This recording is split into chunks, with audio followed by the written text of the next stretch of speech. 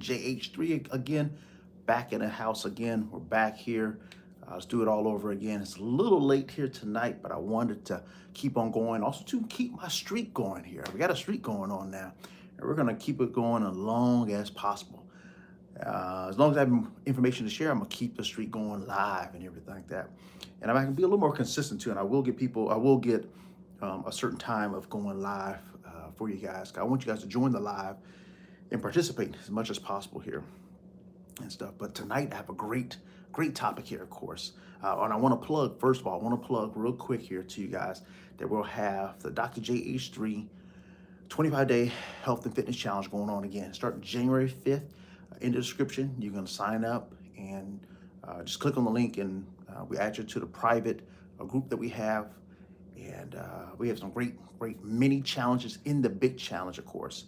And the whole game plan is we're doing 25 days straight of working out. We're going to do for 25 minutes, that is, of course. And in that, we're going to exert little bits of mini challenges we'll have along that way of the 25 days, that is, of course, here. Because every day we're doing 25 minutes every day. But inside that, each other day or each day of the week here, we'll have different challenges. Like one challenge could be no eating after 8 o'clock. Next challenge will be make sure we get more protein in the next day. The next challenge is eating more vegetables. Replace one meal with a meal that you prepped. It'll be stuff like that. It'll be along the way. And that's just examples there. And also too, we'll have some coaching calls. We'll have 2 free coaching calls as well that I'll be having just to get you guys going on. Last time we had a Facebook group we had a YouTube group we had, and then we also had a personal text message group that we had. But yeah, join us, of course, here in the link, and let's get going. But let's talk about the topic tonight. I have a great topic for you guys, and I want to get into it right away. Our topic tonight is going to be, check this out, I got my notes here. It's going to be the silent cost of not taking care of yourself. The silent cost of not taking care of yourself.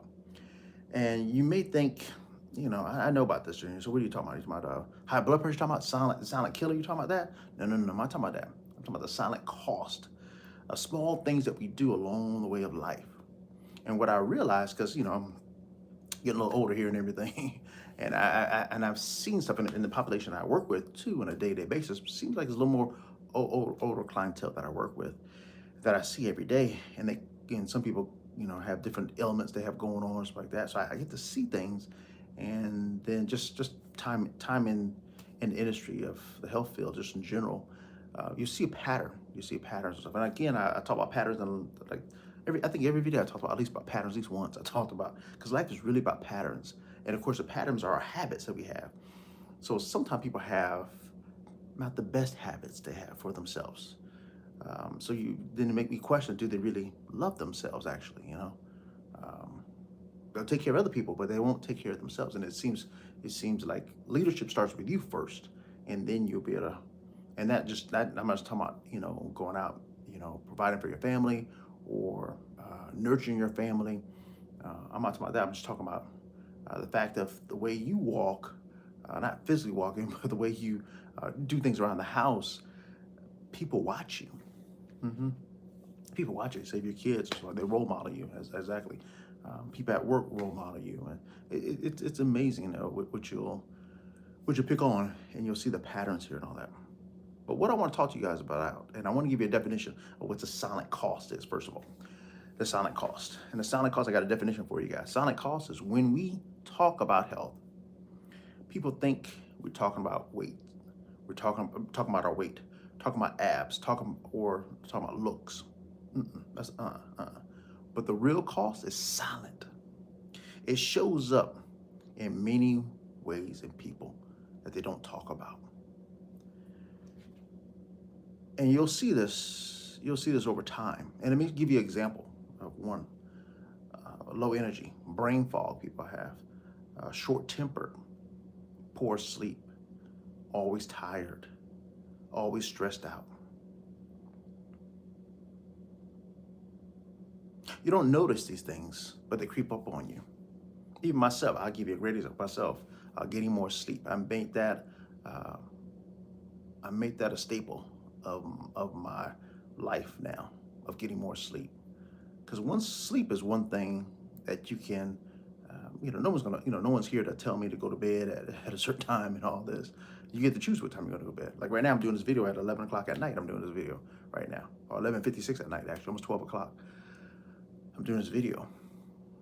So no one's telling me to go to bed, even though I got to wake up early tomorrow morning and everything. So then I'll go to bed tomorrow. I'll definitely go to bed early tomorrow and get things done earlier. But for yourself, think about yourself now. I'm sharing this with you guys. So what are you doing for yourself? You tell your kids to go to bed early, but then you'll stay up late at night. Yeah, no one's going to tell you. But over time of not getting enough sleep lead to poor judgment while you're driving. It could be. Some people are so sleep deprived that actually, if it was equivalent to a blood alcohol level, they will be basically getting a DUI. Basically, if it's equivalent to the same thing, because some people get so tired, it's basically equivalent of them being having a DUI driving wise of what the blood alcohol level is, because your reaction time slows down. And not just driving, just in making decisions with people and stuff like that. You'll find yourself more, you're like I said, low, your temper. You have a temper possibly, and this is all from not getting enough sleep. And it'll creep up on you slowly but slowly, and you wonder like, man, what's going on here? Why I'm so tired? And then what you do? You probably get an energy drink or drink some coffee. You'll do, but you still won't get sleep at night. But sleep is not just for the energy levels and all that. Also, we're talking about hormone levels that are being released. But all this stuff happens in time. It doesn't happen overnight. It doesn't happen overnight. No. And the low energy level, of course, it could be effective no sleep, of course. It also could be, food intake and stuff like that, of course. Short temper, that could be a whole bunch of stuff here. I always think about sleep. I always think about sleep when I think about someone has a short temper. Think about sleep. I think about how are they displaying their stress? How are they getting rid of their stress levels that they have going on with them? I think about, I'm looking at my notes here. Those are some of the things I think about. It's amazing how the body the whole time that you're basically, over time, basically how it goes. Over time, your body can't handle what you've been doing. Like now I'm 50 years old. The stuff I did when I was 20, I won't do when I'm 50 here, because it'll take me a while to recover from that. For example, one time I remember when I was, like 25 and all that, I just drove. I won't never forget that. I drove to my friend's house like at 9 o'clock at night, but they lived 4 hours away. Or basically 3 hours. I think they lived 3 hours away. I drove 3 hours away to their house, hung out. We had a little pool party they had or something like that. I hung out over there, and then I drove back. I think I took like an hour nap, drove back, and then took a shower and straight to work. I wouldn't dare do that right now. I wouldn't, most likely I probably wouldn't make it to work if I did that now at this age now. Or if I did make it, I'll be on energy drinks or soda, Mountain Dew, just to try to make it there. So it's like your body can't handle the stuff you did before and all that. And again, I always say, once adult, twice a child that we are. And you really get that concept, then you actually can move ahead in life, actually. You really can. And not just health aspect, just really in other aspects of your life. You'll see things from a different perspective. You'll wonder, why am I doing this right here? It's you have to get there, and I hope everybody get to 50 years old and so forth and all that. So I'm just looking at my notes here and all that. But there's real consequences to not taking care of yourself. There's real consequences to it, absolutely. Your job doesn't slow down because your health declines. Oh no, it doesn't. Your bills don't stop. Your family still needs you, still. Even though maybe your health is not the best and all that. The consequences you have here. You call out from work here, miss events here, ER visits, medications become normal to you. This is all because you don't take care of yourself.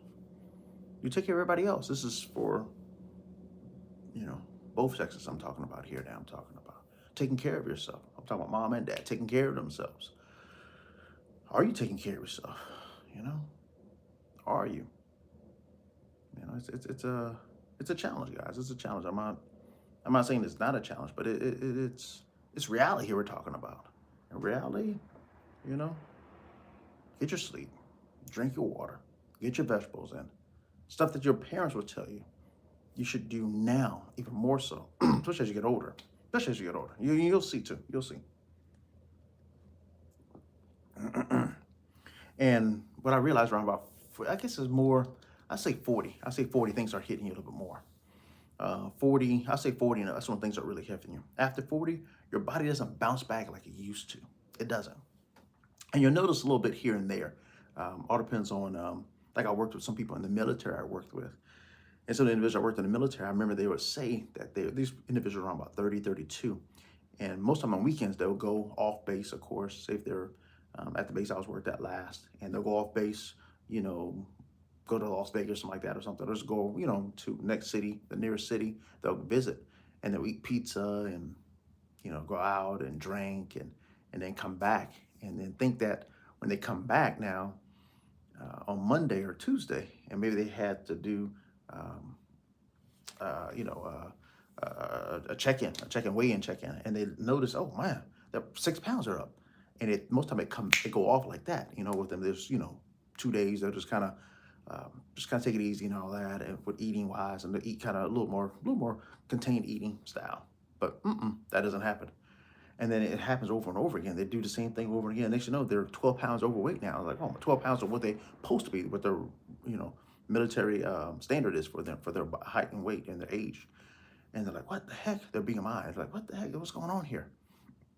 So then they come to us, where I used to work at. They come to us and ask us, how can they get rid of that? And they tell us a story now. And I heard the story over and over and over.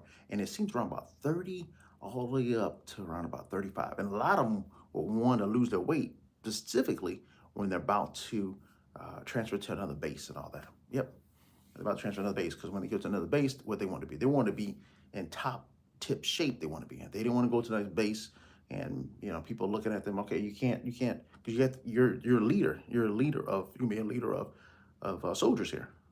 You're going to be a leader of, and you come in not in order yourself, then how that example is shown to everybody, especially the people on the base there, but it's especially a new base you're going to. It's the first time seeing you and all that, meeting you and everything in person. So anyways, it takes longer for stuff to happen. Recovery takes longer, absolutely. Muscle loss speeds up, absolutely. It has something called sarcopenia. Sarcopenia happens. Believe me, it happens. That's how I try my best to work out with weights, at least 4 times a week. At least 4 times a week, working out with weights here, and get my protein in, and get my a little bit, of, you know, get my carbs in here and stuff like that. All depends what I'm doing with my body and stuff I'm trying to do here, what I'm trying to experiment with and everything. Get my healthy fats in, getting that in too. It's a challenge here. Stress hits hard on you. Absolutely, it will. Stress will hit hard on you. Yeah, stress will hit hard on you. It's up to you what you're gonna do about it. Are you gonna start meditating? Are you gonna start doing yoga? Are you going to work out? Are you gonna get more sleep? Are you gonna drink some more?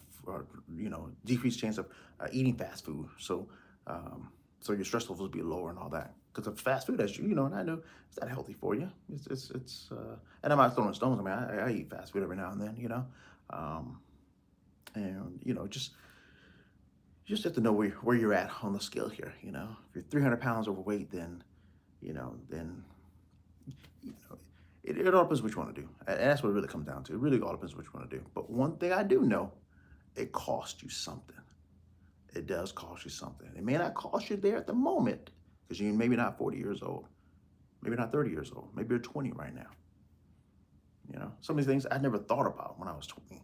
Excuse me. I never thought about when I was 20. You know, getting sleep. I mean, man, I'll just fall out wherever I fall out. You know, just fall out whenever. I never, you know, said I'm going. You know, I started getting tired watching TV. You know, I'm gonna go to bed. I'm studying at school. I'm tired. Let me go to bed. You know, but I never had a set time to go to bed. Nah, just wake up, go to sleep whenever. I never really thought about it. You know, maybe sometimes I thought about when I had a test the next day. Other than that, now now I think about getting enough sleep. Absolutely. Because the poor habits, what it does, the poor habits compound. That's the whole thing here. They compound faster as you get older. That's why you got to take care of yourself. You have to take care of yourself. It's a must. It is truly a must. And there's a quote here that I wrote here. You're not getting older. You're just paying interest on your old habits. Absolutely, you are.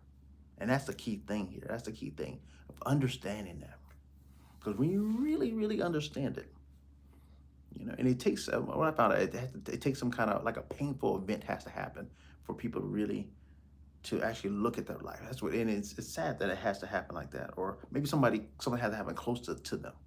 And then they'll see things from a different perspective, just a little bit. They may see things. Oh, then they may give this excuse. Oh, that happened to that person. That's not gonna happen to me, But it's like, if you're doing the same thing they did, I mean, it's a great possibility it can happen to you. Um, so the eating better, getting more sleep, drinking water here, to working out with weights and walking. Um, yeah, just taking care of yourself, or decreasing your stress levels. You think this would be stuff that would be automatic that you want to do, but it's so wild that we'll do stuff other people will do. We won't do it for ourselves. And there's some simple things you can do, simple things. And this is what I'm all talking about here. To actually to cover all this and decrease the chance of things happening and paying for the silent stuff that's going on in your body right now is to work out. It's basically preventive medicine. It's called preventive medicine. Preventive medicine is powerful when you use it. And what I'm talking about is daily walking, strength training. I'm looking at my notes here. Eating for energy. Yes, eating for energy. Managing your stress here. Sleeping on purpose. Absolutely. That's what I just finished talking about. Absolutely. Absolutely. Most people don't need motivation. They need structure. Absolutely. And that's one thing I really get to my parents. Because on Sundays, like today's Sunday right now, what will we do on Sundays? Sundays at my parents' house, it would be, when I was growing up, it would be getting our clothes ready for the week. We go to church early that morning, come back, dad or mom's on the grill, doing the grill stuff like that. We had Sunday dinner. We watched NFL football or possibly football, soccer football. They call it soccer in America, football around the world. We'll watch that on the Telemundo channel. We watch that, and then we have dinner, and then any homework we have to do, we'll get ready on that. And my parents would ask us, "You got anything going on?" And homework wise, so make sure you get your homework done and just check it. And then from there, my mom would iron our clothes out, stuff like that. We got a little older, we started doing our own irons like that. What else? We get, what we're gonna wear through the week and everything. That got that set up, or at least had. Most of them had it set up, and like my mom wanted to iron the clothes for the week and everything, especially when we were younger and stuff. But the structure is it. Structure is it, and that's I found a lot of people. It's structure, because you get on your phone here. People get on the phone and just doom scroll all day long. They'll get on the phone like this. They'll get on the phone and just doom scroll all day long. They will, and it's it's amazing that people do that. Just checking to make sure I'm live here too. That people, okay, yeah, yeah. Am I live? I guess I am live. Okay. What doesn't show here live on my phone here? Maybe. That's weird. Let's keep it going here. But yeah. It's gotta take care of yourself, guys. So structure is it. Structure is it for a lot of time people here. So the whole gist is of everything I said here tonight.